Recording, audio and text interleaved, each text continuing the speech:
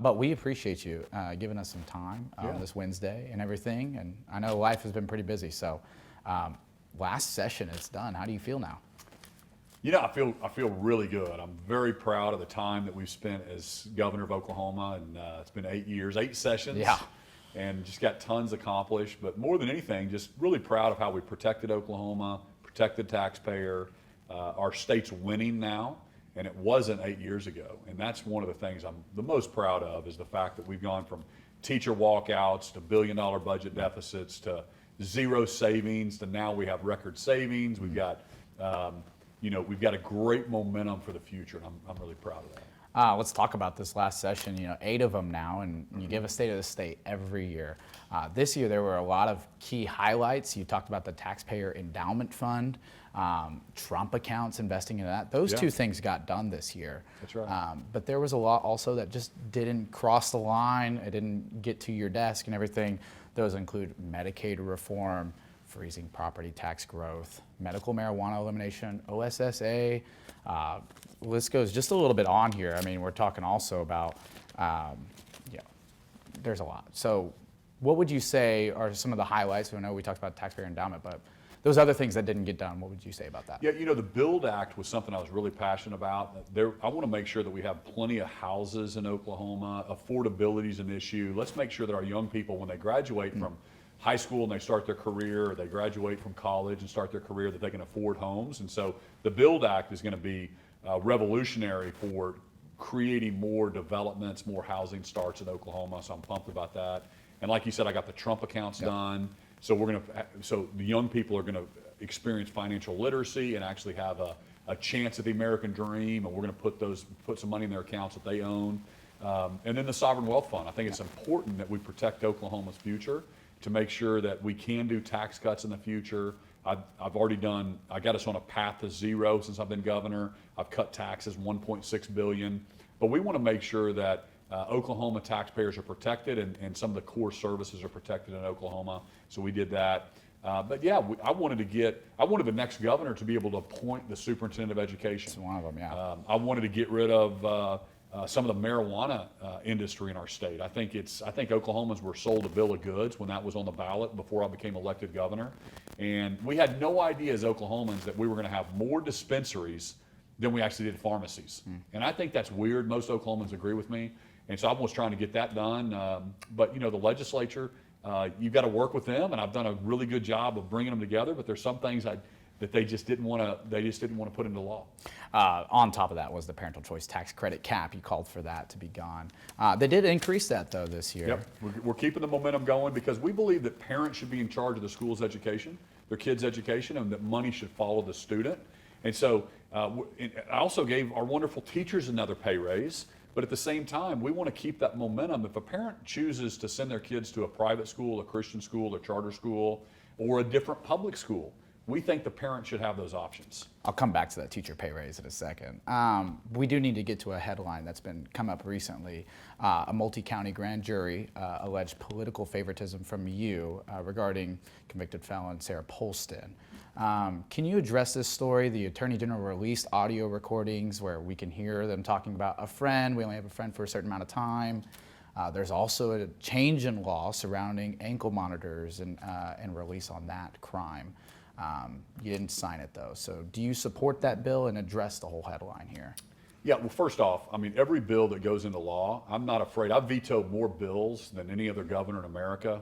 As you know, I'm not afraid to veto a bill. So I purposely knew that was going to go into law and want that to happen. So I think that's important. Again, I did absolutely nothing wrong. And when you read the grand jury, this is a political weaponization of the grand jury process. We did nothing wrong. I never influenced whatsoever or said, hey, let's put her out on an ankle bracelet. I would never do that. Okay. The only phone call I made was when I found out it was happening. I called the corrections and said, hey, are you sure? This is weird. This has only been 70 days, and that was the law. So there's thousands of people out on ankle bracelet. And so if we want to change that, let's tweak it, because like every other Oklahoman, it is weird that it happened so quickly, but that was the law. The corrections followed the law. They put her out on ankle bracelet. Man, we've got gossip out on an ankle bracelet right now, and so If we want to change that and get rid of ankle bracelets, let's do it. But when people follow the law and then they try to weaponize it and try to take shots at it just because they don't like it, that's playing Monday morning quarterback. And so let's go back to the legislature, let's change that law. But there was zero influence to get her released early. I know in your statement surrounding that, you said your heart goes out to the victim and everything. Have you talked to them? I have not personally talked to the victim, but you're exactly right. That family will be changed forever, and we're not going to tolerate drunk driving in Oklahoma, and so we've tightened those laws up to make sure that you should be punished if you are doing something like that. But as far as, here's the deal. I mean, I told our team, I said, y'all need to release all of the jailhouse recordings and people that get arrested that drop the governor's name. It happens all over the place, from college football players to people on death row. I can't control what people are saying, on recordings, and they use my name all the time. So if you'd be interested, we can release all that to you as well. Yeah, that'd be great. You also said that this, the Attorney General who released that is running for office. So let's talk about elections a little bit. It is a big year. We've seen a lot of the candidates releasing political messaging surrounding state income tax. I know we're on a half and a path to zero now.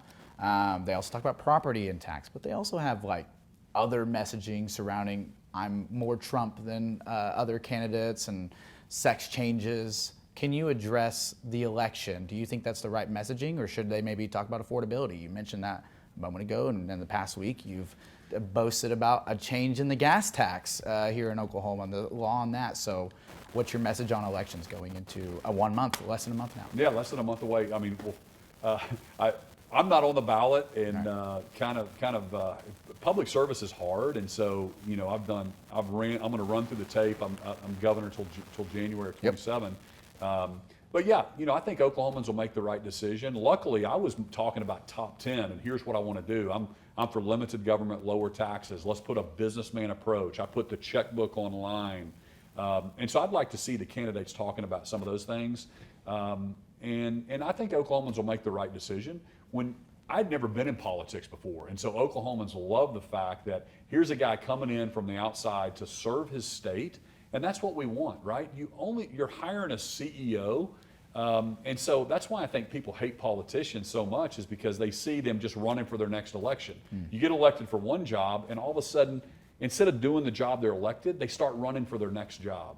And I just get frustrated with that, like most Oklahomans, and I want to bring someone in from the outside, like I was, and literally serving. You got a better job in the private sector, but this is public service.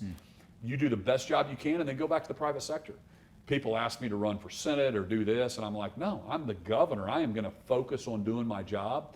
Then I'm going to go back to the private sector. And if I do something in the future, we'll talk about that after I finish the job I was elected to do. Yeah. There's no way I would think about running for something else while I'm currently governor. Are you endorsing anyone in this election, or are you going to be waiting on that? Yeah, not during the primary. Maybe when it gets down to 2 on the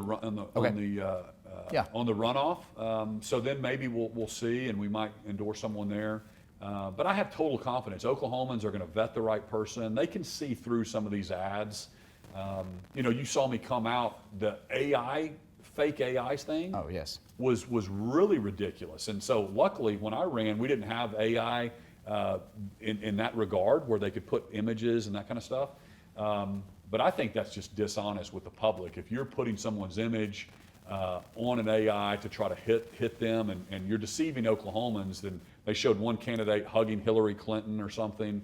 And I said, hey, I'm going to call them in for a special session if that continues. We can't have that dishonesty in our elections. Let's get back to state politics and with the session here. You mentioned that third pay raise for teachers. Obviously, that is a big increase to a lot of concerns surrounding how much teachers get paid in Oklahoma. But there's been a lot of concerns from educators surrounding how many more days teachers are going to be in the classroom. And some say that maybe this isn't even a pay raise with the increase on days. So what's your message surrounding the third pay raise, and what's your message about those concerns? Well, first off, the teachers that I know are thankful that they got a pay raise, but they don't do it necessarily for the money. They're doing it because they're focused on that next generation and making a difference in kids' lives. And it's such a noble profession. So the teachers I know are not complaining about being in the classroom for 180 days a year. We're not even up to 180. But my point is, if Arkansas is at 180 days, we need to make sure that our kids are getting the proper education, because I believe the magic happens when you have those young people in the classroom with wonderful teachers. I'm trying to get rid of virtual days. I did that last year, I think.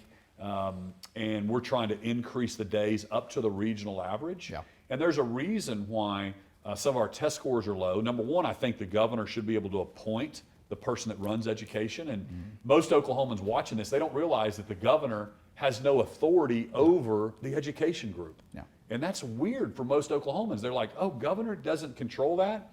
And I'm like, no, but I should be able to.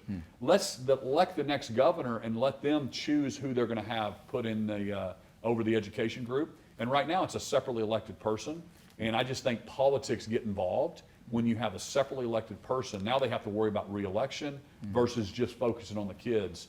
But the teachers that I think it's important, and most Oklahomans agree with me, let's have our kids in school a required amount of days, what they do in Texas and Kansas and in Arkansas and Missouri, and let's not shortchange our kids in Oklahoma. Let's talk data centers now. You mentioned AI just a moment ago. Those have been a big talker. I know the state has talked about partnerships with others, but we've seen the talks about other cities having these in, and there's a lot of concern about them. What is your take on data centers here in Oklahoma? Should they be banned? A lot of Oklahomans are calling for that. You know, absolutely, they shouldn't be banned at all. We believe in free markets, and if somebody buys land and they have property, they should be able to develop that property. We believe in personal property rights.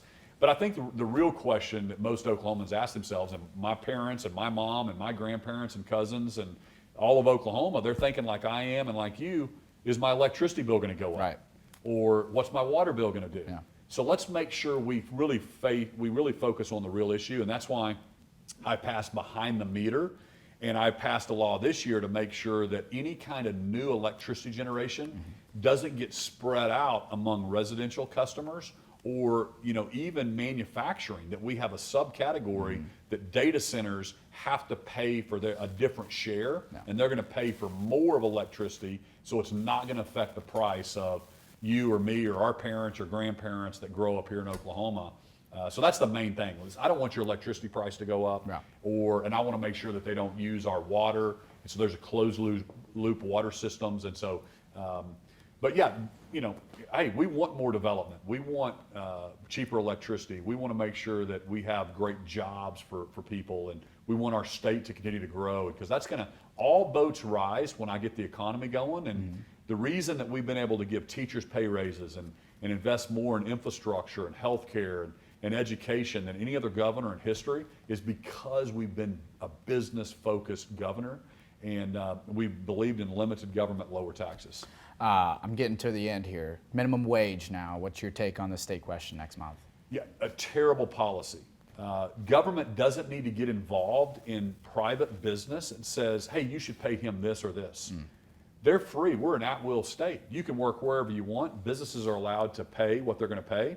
But the bigger issue with that state question is it also mandatorily climbs, and it goes up every single year. And if you look out over 10 years, we're going to have higher mandatory minimum wage than they have in California. And that is going to destroy some of the small businesses, right? But minimum wage, entry-level jobs should be for high school and learning responsibility and working as a team and showing up on time. And you're not supposed to stay entry-level. You're supposed to learn a skill and continue to grow.